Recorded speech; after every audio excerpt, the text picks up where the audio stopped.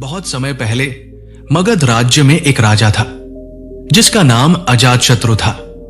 राजा अजातशत्रु अपनी शक्ति और संपत्ति के कारण घमंडी हो गया था। वो ये मानता था कि संसार में उससे अधिक शक्तिशाली और बुद्धिमान कोई नहीं है।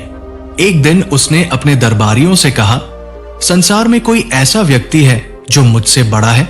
अगर है तो उसे मेरे सामने लाओ। राजा के दरबारी जानते थे कि गौतम बुद्ध ही एकमात्र ऐसे व्यक्ति हैं जो राजा को उसकी वास्तविकता का एहसास करा सकते हैं।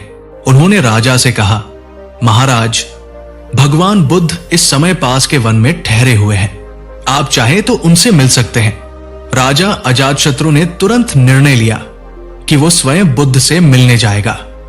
अपने सैनिकों और दरबारियों के साथ वो वन में बुद्ध के पास पहुंचा। बुद्ध एक वृक्ष के नीचे ध्यान में लीन थे।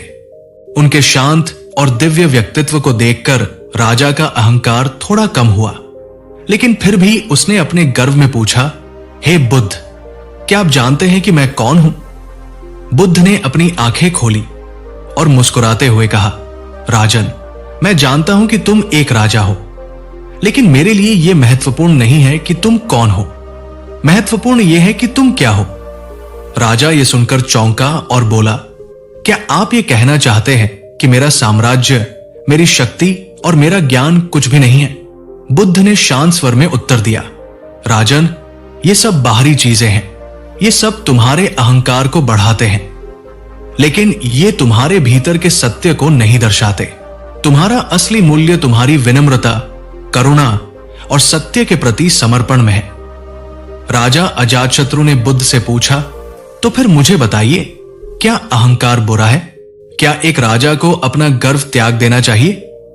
बुद्ध ने एक सरल उदाहरण देकर समझाया, राजन, सोचो कि एक नदी का पानी कितना साफ और मीठा होता है, लेकिन अगर उस पानी को एक छोटे बर्तन में डाल दिया जाए और वो बर्तन गर्व से कहे कि पूरा पानी केवल उसी के पास है, तो क्या वो सही होगा?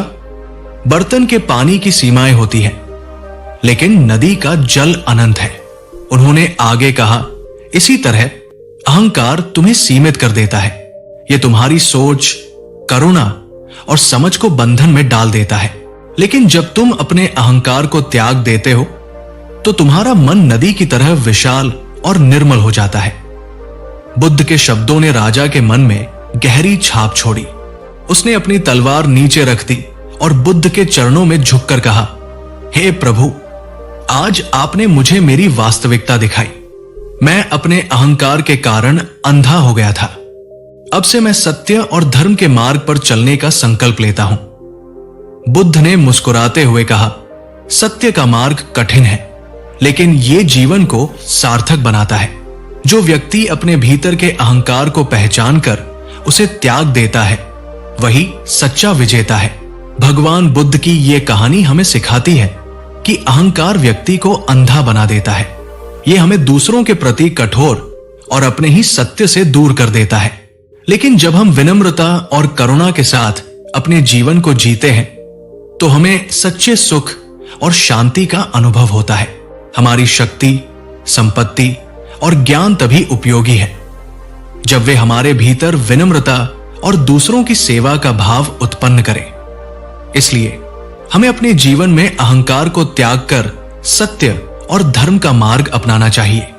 राजा अजातशत्रु की यह कहानी केवल एक राजा की नहीं, बल्कि हर उस व्यक्ति की है जो अपने अहंकार के कारण जीवन की सच्चाई से दूर हो जाता है।